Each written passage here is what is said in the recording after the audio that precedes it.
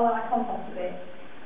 So I think each time I think, gosh, well, I wonder. I mean, I've been to people's homes, members of very, very green organisations who still have anthrax in their door. I thought, oh my gosh, how did I get to the stage where instead of thinking, oh, they've got anthrax, I think, oh, they've got anthrax. I'm involved, and as I have learned, and I do learn an awful lot. I've just been in a very lucky position that I meet a lot of people. I get out and listen to some amazing speakers and experts in their field, and I all sort of little fills in up here, and what I decided to do, this is my response, it's what I say is not necessarily the right way, but I decided that the best thing I can do is to take all that and sort of pass on as much as I have learned to as many people as possible. And although I was aiming at first very much to people who feel that green is not for them, and they would be people who very often say, oh, green is for middle class people, or it's for hippies. And of course it's not, it is for middle class people and hippies, but it's also for everybody in between and on that side and that side as well. And it's the people outside the sort of middle class hippie bit that I thought I really wanted to try and reach.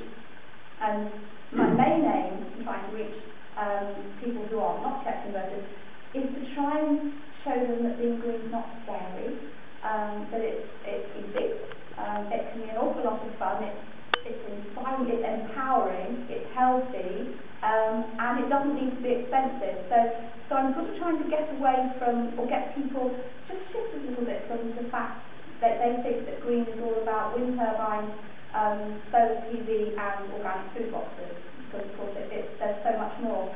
And I set up a charity called Big Green Idea, and it's sort of a lot of the things I do in the back of my mind. I feel I'm doing not primarily to support the transition movement, but what I'm doing does support the transition movement, because I try to raise the profile of green and sustainable and ethical living. And for me, the green umbrella is not just about the environment. It's about human rights and animal welfare and ecology. So it's taking that out to people and trying to ask them. Suppose all of you came. I've got a double-decker bus. This is my sort of window, not for the charity, is a double-decker bus, and nasty big polluting things. And I was talking to someone earlier saying that I'm a huge dilemma at the moment because the engine blew up when it first out last year. So I've spent the winter raising funds, and I've raised another £5,000, and we've got this brand spanking new Gardner green spec engine, low emissions. It's no good, it's still no good, and I still need to be able to find a way to run it on biodiesel, part biodiesel, or waste vegetable oil. And I've got people on this side saying, we want to do up to spend £5,000, and we've got a guarantee it will be void. And people, Ginny and I went to see the ACC last night, and on the way I was saying, I've got to do something about this engine. And on the way out, I said, I've got to do something about this engine. So that's the bus, and the bus is in itself. I've tried everything on the bus. It's been refitted in Hereford, and it uses beautiful, beautiful local Herefordshire wood. So all the units, I've tried to showcase different woods from Herefordshire and Worcestershire. All the drawers in it are made out of willow from the counties around here. The IT section, if you surf the web, you do it on a surfboard, an old wooden surfboard that somebody donated. It's all made out of just basically sustainable materials or recycled materials, and the walls are painted with eco paint. So if someone came on, it would be a little bit like coming into a house. And I'd say, look, these walls are painted with this, that, and the other paint. The floors are marmoleum. I show people cork, and when I show people cork, I talk about how sustainable cork is and how important it is that we try to support the cork industry so that we can help with the biodiversity problems in the incredible cork oak forest in Portugal and other places in Europe. So everything on the bus is look, what's this about? Let's have a conversation about this. And sooner or later, people, if they come on a bit like this, they forget very, very quickly, because the bus is not corporate looking, and it's not doesn't look like kids who come to town. It's sort of a little bit between. It's actually, I'd say, arts and crafts. It's beautiful. It's painted with Osmo paints outside, and it's got hand-painted ivy growing up that a lady in Herefordshire painted all over it. We've taken most of the windows out upstairs because on its very first journey a tree broke them.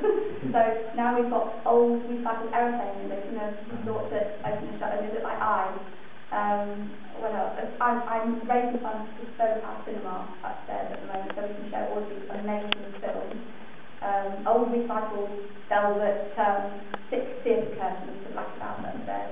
At a library, I'm trying to because books have been huge for me.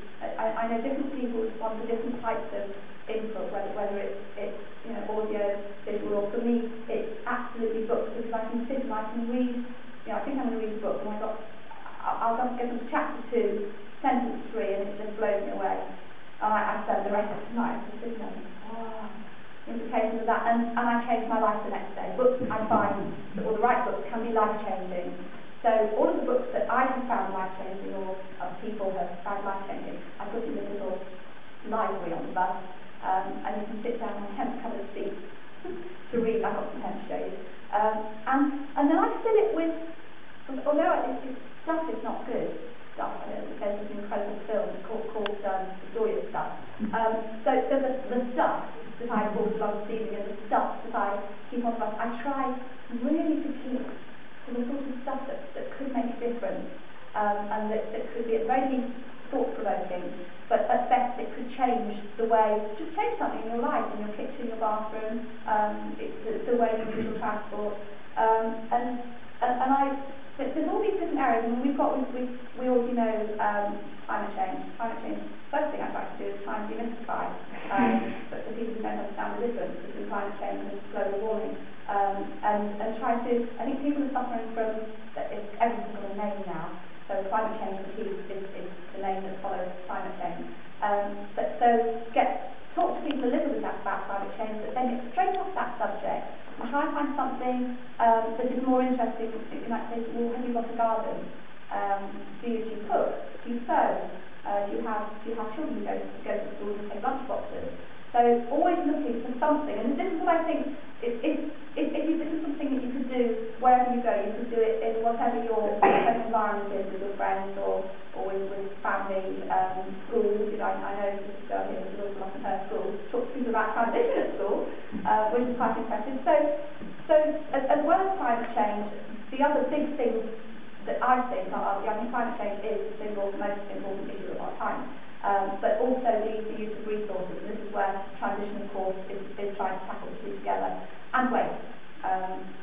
If you were in denial about climate change, you could not be in denial about the waste issue and the overuse of resources. So if you lose someone on the climate issue, catch them on the waste, or the humanitarian, the ethics, and I'm going to come back to the ethics in a minute, but then the next thing is to look at this, how can I cover this and not forget something in the bus or in talks?